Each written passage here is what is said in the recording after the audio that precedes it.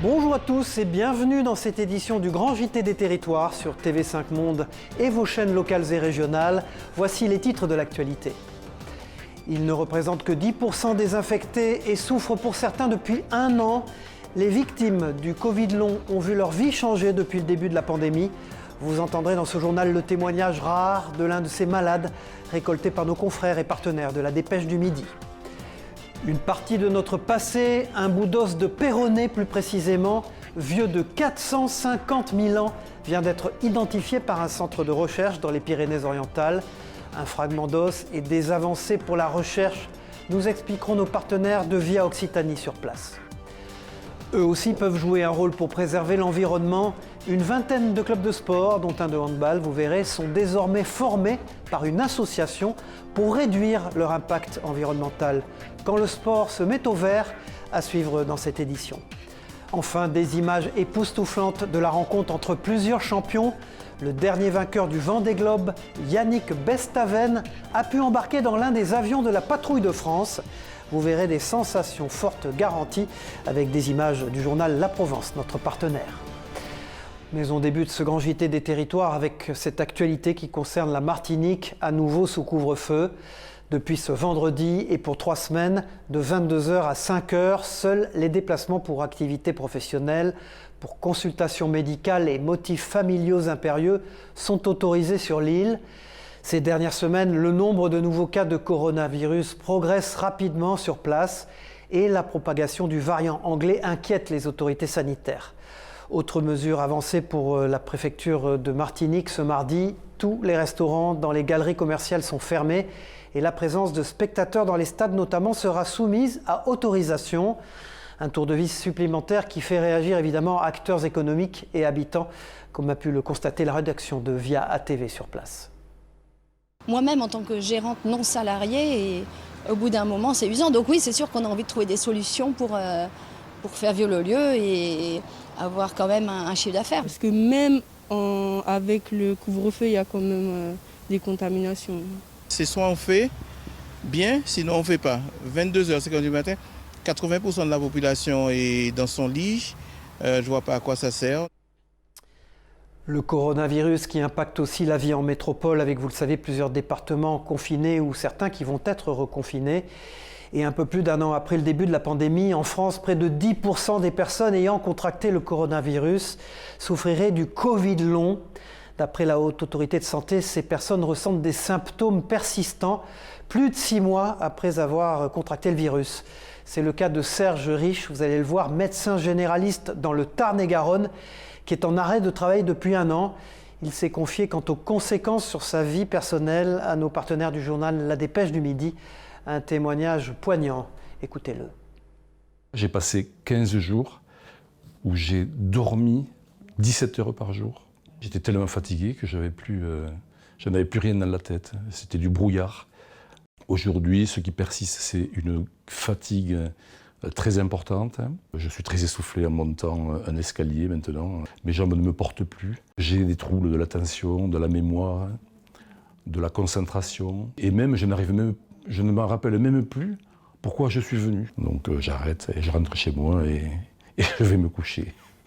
J'ai toujours été quelqu'un physiquement et psychologiquement fort. Et là, maintenant, c'est le contraire. Je suis devenu quelqu'un à qui on ne peut faire aucune confiance parce que j'oublie ce qu'on me demande de faire. Physiquement, je ne peux plus rien faire. Et une des autres conséquences de cette pandémie, c'est la fermeture depuis plus d'1 an désormais des boîtes de nuit. Un crève-cœur évidemment pour les DJ. Et pour continuer de jouer de leur passion, certains de ces artistes de la nuit ont décidé de mixer dans d'autres lieux moins habituels pour eux, des restaurants ou encore des commerces. Un reportage de Mathilde Kemener dans les Côtes-d'Armor, en Bretagne, pour la chaîne TVR. Regardez. Ok, hop. À défaut de pouvoir mixer dans les boîtes de nuit, ce DJ s'est installé parmi les fruits et légumes d'un primeur à Lamballe. Toute la prestation est filmée par Adrien Caro, vidéaste, et elle est entièrement gratuite. Je me suis dit pourquoi pas mixer dans un endroit atypique, ça peut vraiment être sympa. Et en fait, avant de commencer ce live-là, j'en ai parlé à Adrien et je lui ai dit pourquoi on ferait pas un système de concept en fait solidaire avec les commerçants. Moi j'étais un peu à l'arrêt aussi sur l'activité de vidéo. Je travaille beaucoup en festival et en club de musique, donc forcément c'était compliqué.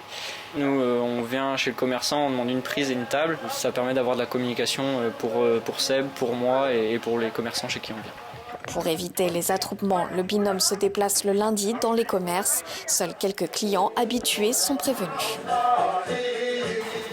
C'était très sympathique. De toute façon, la maison ici est toujours sympa. Je pense que c'est très bien ce qu'ils ont fait là, parce qu'ils vont se faire connaître encore plus. Mais pour les primeurs, c'est avant tout par solidarité. Nous, maintenant, ça fait 1 an et demi qu'on est installés, donc la clientèle, on commence à l'avoir et tout se passe bien. Après, eux, c'est sûr que ça fait donc maintenant 1 an qu'ils ne travaillent plus, donc il faut aussi les soutenir et pouvoir soutenir justement, que ce soit les restaurants, les bars ou eux aussi, pour pouvoir leur filer un coup de main. Ouais. Les sessions sont disponibles sur la page Facebook d'ACF Média tous les lundis. La période met évidemment nos nerfs à rude épreuve. C'est pour se défouler que s'est installé depuis peu Défoule Bar, un lieu qui vient d'ouvrir ses portes au Lamentin en Martinique. Ici, vous pouvez tout casser en toute impunité et en toute sécurité. Le projet est porté par 2 jeunes Martiniquais depuis l'année dernière. Regardez ce reportage non dénué d'humour de Loïc Régis pour Via ATV sur place. Combinaison, chaussures de sécurité, gants et casques. L'attirail indispensable avant de pénétrer dans l'une des pièces pour se défouler. Tout casser, c'est l'objectif. Ses amis, munis de battes de baseball, de marteaux ou de pieds de biche, découvrent le concept. C'est une sensation de relaxation, de détente, de lâcher prise. Tu te défoules, tu penses à tout ce que tu veux. Mais oui, ça nous libère, tout notre stress sort, tout notre colère. Un projet nourri depuis plus d'1 an par 2 jeunes Martiniquais. Si la crise sanitaire a quelque peu ralenti les choses au début, elle a aussi mis en lumière un aspect très important, le besoin de souffler. Tout au long des mois, nous avons travaillé à construire cette entreprise. Ensuite est venue la crise sanitaire qui a un peu ralenti notre projet. Mais finalement, on se rend compte que la population a quand même besoin d'évacuer un peu cette pression du quotidien. Pour se fournir en bouteilles, électroménager ou multimédia, les jeunes chefs d'entreprise ont leur petite astuce. Les bouteilles proviennent de chez nous, de nos amis, des restaurateurs et pour les objets électroménagers auprès des réparateurs. Et tout est recyclé après le passage des clients via un centre de tri. En ce qui concerne les tenues, elles sont désinfectées après chaque usage. L'espace est ouvert le week-end. Comptez une 30aine d'euros par personne pour vous défouler. Des images historiques à présent dans ce grand JT. Un fragment d'os humain préhistorique a enfin pu être identifié et daté après avoir été découvert il y a 18 ans. Cette découverte importante a été faite par le centre de recherche de Tautavel dans les Pyrénées-Orientales. Ce bout de perronnet d'environ 6 cm date de 450 000 ans selon les chercheurs. Et les précisions de nos partenaires de Via Occitanie vont vous étonner. Regardez. C'est une découverte très rare. Une petite crête ici aussi quasiment imperceptible, mais que l'anthropologue ou paléontologue peut repérer. On est certain que c'est bien un perronnet humain. Ce fragment d'os humain d'environ 6 cm a été trouvé dans la cône de l'Arago à Tautavel. C'est une découverte qui a eu de plus de 10 ans, mais l'os étant très petit, il était référencé parmi ce qu'on appelle les esquilles, des fragments osseux, émis parmi des dizaines et des dizaines de milliers de fragments osseux. Et ces objets sont régulièrement réobservés. Après réexamination donc, le verdict est tombé. Il s'agit bien d'un fragment humain, un morceau de perronnet situé à la base du mollet et qui date surtout de 450 000 ans. La même année, on a trouvé un autre morceau de fibula qui pour nous appartient au même individu. Trouvé 10 jours après, mais cette fois identifié comme humain. Donc peut-être qu'on va pouvoir compléter le puzzle au fur et à mesure et avoir une fibula de plus en plus complète. Une découverte historique importante pour cet anthropologue puisqu'elle va lui permettre d'identifier la mobilité des hommes préhistoriques et tout particulièrement de l'Homo heidelbergensis présent à Tautavel. Je vais scanner cet os, je vais faire des sections virtuelles pour voir vraiment la section de l'os. Je vais intégrer les autres données qu'on a à Tautavel. Donc pour cette petite partie, ce qui est ma chance en tant qu'anthropologue, c'est sur toutes les fibulas qu'on a, cette même portion est conservée. Donc j'aurai 6 individus différents, qui est rien peut-être pour le grand public, mais ce qui est beaucoup pour nous à 450 000 ans, et je vais le comparer avec des Néandertaliens, des Homo sapiens, et j'essaierai d'en savoir un peu plus sur leur façon de se déplacer. Ce perronnet vient ainsi s'ajouter aux 150 de restes humains découverts dans la cône de l'Arago en 50 ans de fouilles. Des images de Corse à présent dans les travaux du nouvel hôpital d'Ajaccio qui progresse, comme vous le constatez sur ces images de Corse Matin, notre partenaire. La future structure d'un coût de 130 millions d'euros s'étalera sur 56 000 m² et devrait accueillir ses premiers patients au début de l'année prochaine. À la pointe de la technologie, les futurs bâtiments de l'hôpital seront aussi écologiques puisque des panneaux solaires permettront, grâce à l'ensoleillement de l'île de Beauté, de produire une partie de l'énergie nécessaire au fonctionnement de l'hôpital. Dans le Pas-de-Calais où nous nous rendons maintenant, les goélands sont de retour à Boulogne-sur-Mer. Chaque année, lors de leur période de reproduction, ils envahissent la ville pour nidifier, notamment sur les terrasses et les toits des immeubles de la ville. Et les cris stridents, les déjections, parfois les dégradations causées, la cohabitation avec la population peut s'avérer parfois difficile. Depuis plusieurs années, la ville de Boulogne-sur-Mer cherche à renvoyer cette espèce protégée dans les habitats naturels. Les précisions sur place de Caroline Fichten pour la chaîne WEO, la chaîne de la Voix du Nord. Ils sont bruyants et sont présents en ville alors que leur milieu naturel, c'est le bord de mer. Les goélands argentés sont en pleine période de construction des nids. L'espèce est certes protégée, mais les villes côtières comme Boulogne tentent de réguler la population, notamment grâce à ces tapis de fakir posés sur les toits d'immeubles. Nous sommes là pour éviter la construction de nids. On doit ramasser le matériel qui ont été déposés par les animaux de la faune sauvage et éviter la construction. Par contre, s'il y a un œuf qui serait dans le nid, effectivement, nos services n'interviennent plus. Dans certaines villes, les œufs détectés peuvent être stérilisés, pas ici.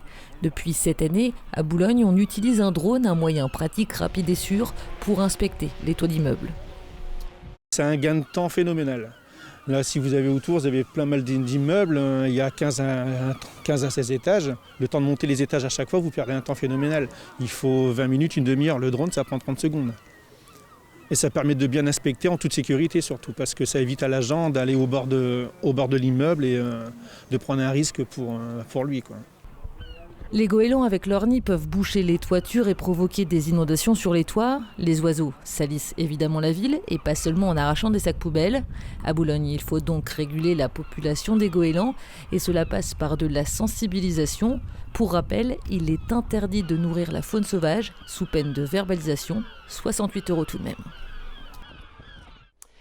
Les clubs sportifs en marche vers la transition écologique, vous l'avez vu dans les titres. Une association originale appelée Match for Green propose d'accompagner les clubs à devenir plus éco-responsables en agissant sur le tri des déchets, l'empreinte carbone ou encore la suppression des plastiques.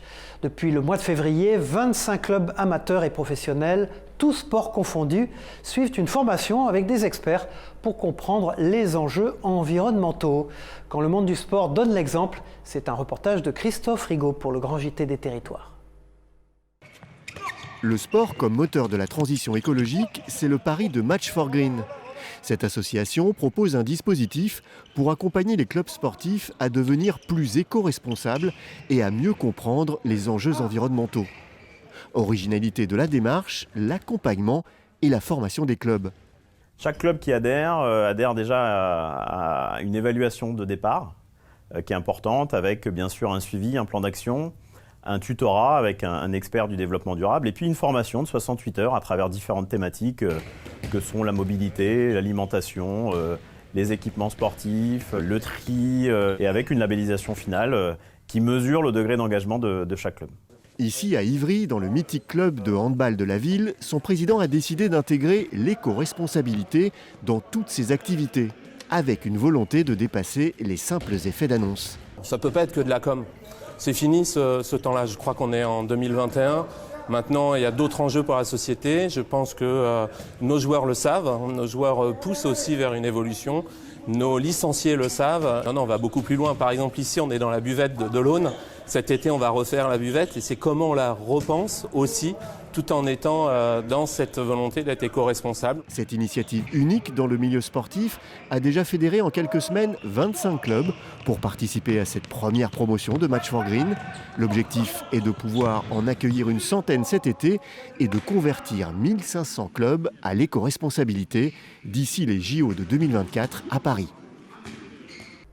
L'économie de nos territoires, bonjour Michel Picot, comme chaque semaine, Écorégion pour découvrir une entreprise qui fabrique des lames de bois pour la décoration extérieure. Des lames de bois sans couper un seul arbre, c'est original, un processus magique en quelque sorte. Michel, dites-nous quel est le secret de cette entreprise ? Bonjour Cyril, bonjour à toutes et à tous. Je vous emmène dans le Morbihan cette semaine pour découvrir une entreprise innovante spécialisée dans les sols en lames de bois pour les balcons et autres terrasses. En fait, ils ont inventé la planche en bois sans couper un seul arbre. Ce bois composite, on va l'appeler ainsi, est composé effectivement aux 2/3 de farine de bois, 1/3 de polyéthylène haute densité. Et cette farine de bois est constituée de copeaux et de sciures provenant de scieries locales utilisant du bois de forêt locale, géré durablement. Donc aucun arbre n'est abattu pour la production de ces lames chez Sylvadec. Autre avantage de cette innovation bretonne, ce bois composite est une alternative intéressante au bois exotique menacé. Enfin, il peut résister près de 25 ans et après 25 ans de bons et loyaux services, il peut être à son tour recyclé une nouvelle fois pour redevenir dans sa deuxième vie un nouveau bois composite tout neuf. Merci Michel Picot, on se retrouve la semaine prochaine pour une nouvelle rubrique Écorégion dans le Grand JT des territoires. Et cette semaine se tenait partout en France la 32e édition de la Semaine de la presse et des médias à l'école. Elle a pour objectif de faire comprendre aux élèves le fonctionnement des médias, de former leur jugement critique ou encore de développer leur goût pour l'actualité. Célia Gatsongo et Patrick Jacques de Dixmude sont allés à la rencontre de 3 classes de CM1 de Sartrouville dans les Yvelines pour nos partenaires sur place de TV78. Regardez. Cette classe de CM1 pratique la radio depuis une semaine. À l'occasion de la Semaine de la presse et de notre venue à l'école élémentaire Anne Turgot à Sartrouville, cette vingtaine d'élèves avaient préparé une émission sur le métier de journaliste et nous a posé des questions. Comment vous est venue l'idée d'être journaliste ? Alors, ça remonte à longtemps, mais quand j'étais au collège... Cette année, ce sont 3 classes de CM1 qui participent au projet radio. Dans un premier temps, on a fait de l'interprétation de poésie pour les familiariser avec toute la technique et puis apprendre à parler au micro. Et là maintenant, on rentre vraiment dans l'enseignement aux médias en menant des petits reportages. Comment fonctionne une rédaction ? Qu'est-ce qu'un reportage ou comment se construit un journal ? Autant de sujets développés avec 3 classes à l'écoute. Les élèves ont appris beaucoup. Comment on faisait la radio ? Comment était fait la radio télévisée, c'est-à-dire à la télé, comment on la préparait, combien de temps devait durer une chronique. 4 nouveaux d'ailleurs sont mis en place cette semaine sur le territoire. C'était vraiment découvrir inside le métier de journaliste, les différents rôles, que ce soit chroniqueur ou reporter, vraiment vivre le quotidien des journalistes. Les 3 minutes de reportage, c'est un processus d'une journée avec effectivement le rôle du chef de rédaction, le monteur, donc tout ce qu'on ne voit pas à l'écran et qui est ô combien important. Il était en tout cas important pour nous de faire partager à ces élèves de 9 ans notre métier et de leur donner envie, pourquoi pas, de devenir à leur tour journalistes. On part pour la Nouvelle-Aquitaine maintenant dans ce grand JT des territoires où une 50aine d'enfants de l'école de la Bastide à Limoges a participé à la plantation d'une haie de 50 mètres. Elle doit devenir un refuge pour la faune. Cette opération, baptisée Écolier, est mise en place dans 52 communes de la Haute-Vienne par la Fédération de chasse du département. Intégrée dans leur projet pédagogique, cette activité nature a permis la mise en terre d'environ 100 pieds d'arbustes. C'est des propos recueillis par 7 à Limoges, notre chaîne partenaire sur place. Et les enfants sont très contents justement de participer à ce genre de choses. C'est l'avenir, c'est tout simplement l'avenir. Donc c'est génial. Nous on est prêts à repartir quand on veut, là, il n'y a pas de problème. J'avais fait un appel, on est une centaine de chasseurs sur Limoges. J'avais fait un appel, j'avais plus de 30 ou 40 personnes volontaires. C'est moi qui ai dit bon, on ne peut pas venir à 40, quoi. Tout le monde était partant. Vous le savez peut-être, nous sommes en pleine semaine internationale de la forêt. Les questions tournent évidemment beaucoup autour de l'adaptation au changement climatique. La plupart des régions sont concernées, particulièrement le Grand Est, où scolites et autres parasites attaque les essences locales. Un problème à l'échelle du continent. En témoigne cette visite d'une délégation hongroise dans une forêt vosgienne pour partager expériences et solutions. Un reportage de Via Vosges d'Anthony Sapp et de Nicolas Aubel. Regardez. Nous sommes dans la forêt domaniale de Darney, un secteur considéré au-delà même de nos frontières comme un grand cru de sylviculture. Elle est d'ailleurs située dans le pays de la Vosges, candidat au label forêt d'exception. Elle a donc été judicieusement choisie par une délégation d'experts hongrois de passage ce jeudi matin pour tenter de trouver des réponses à une problématique commune, le changement climatique et ses conséquences sur nos sols et sur nos arbres. Dans certaines régions de la Hongrie, le climat est un peu similaire par rapport au Grand Est. Le phénomène, c'est le même. Si le climat devient de plus en plus sèche et chaud, il faut changer la matière végétale partout.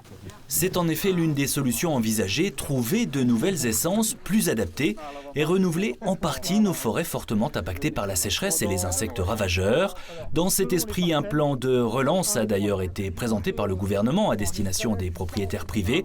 De son côté, évidemment, l'ONF, qui gère la forêt publique, y réfléchit aussi depuis longtemps, mais souhaite avant tout valoriser nos essences les plus fortes, en tout cas celles qui s'adaptent le mieux. Les chênes ont assez peu d'incidence pour le moment. Évidemment, les épicéas, les sapins ont subi des attaques de scolytes de façon foudroyante. Le hêtre est une essence plus sensible. Et dans le panel des essences les plus sensibles, le forestier est en train de travailler sur laquelle est la plus résistante, je dirais, au manque d'eau, la plus résistante à la chaleur, de façon à ce que nos forêts, progressivement, on les accompagne aux évolutions climatiques. Même constat du côté de la Chambre d'agriculture qui accompagne les propriétaires privés. Il est certes nécessaire de renouveler les essences dans une partie de nos forêts, mais il faut aussi valoriser l'existant. Prendre compte des régénérations naturelles qu'on peut avoir, des essences du secteur qui ont aussi une certaine résistance et vraiment travailler avec un mix d'essences diversifiées. Quoi qu'il en soit, on le voit ici avec la visite de cette délégation hongroise, la problématique dépasse nos frontières, que ce soit dans les Vosges, en France ou à l'étranger. Il est temps de se pencher aujourd'hui sur la forêt de demain. Et depuis quelques jours, la navigation est de nouveau possible sur le canal latéral de la Garonne entre Toulouse et Castet et Castillon en Gironde. Depuis février, la crue historique de la Garonne dans le secteur de Langon avait causé d'importants dégâts sur les infrastructures et notamment sur 3 écluses sur place. Aujourd'hui, tout est réparé, comme a pu le constater Dominique Parmentier pour la rédaction de TV7, la chaîne du groupe Sud-Ouest. Regardez. Nous sommes actuellement sur l'écluse numéro 53 en fait, de Castet. L'eau a submergé le quai et l'écluse que vous voyez. Là, vous avez la maison en fait éclusière et l'eau a submergé en fait notre local d'intérim, est venue jusqu'au premier étage et atteint la hauteur de 10,23 mètres. Du jamais vu depuis décembre 1935. Ce jour-là, la Garonne est montée à 11,68 mètres, soit 3 mètres au-dessus de l'écluse, noyant les installations jusque dans cette guérite de commande manuelle. Mais les dégâts ne se sont pas arrêtés là. Cette crue a bien impacté le canal latéral de Garonne, dans la mesure où elle est remontée de quasiment 1200 mètres en amont. Environ 500 000 € de travaux et la mobilisation de tous les agents ont été nécessaires pour tout remettre en état. Aujourd'hui, le canal latéral est donc de nouveau navigable et les écluses fonctionnent. Ici, Garonne oblige, à la demande, en fonction des marées.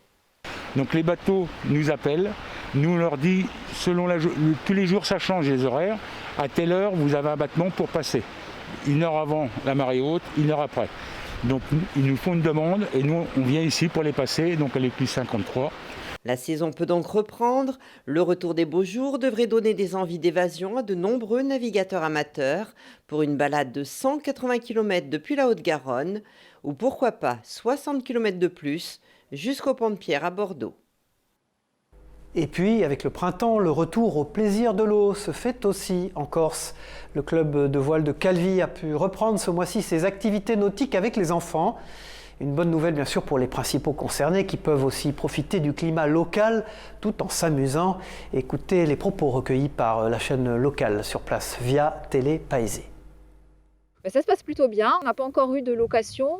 On remet un petit peu le club en fonction, il y a beaucoup de travaux, beaucoup de choses à revoir, à réaménager. Mais c'est vrai que les enfants, ils étaient super contents de revenir sur l'eau.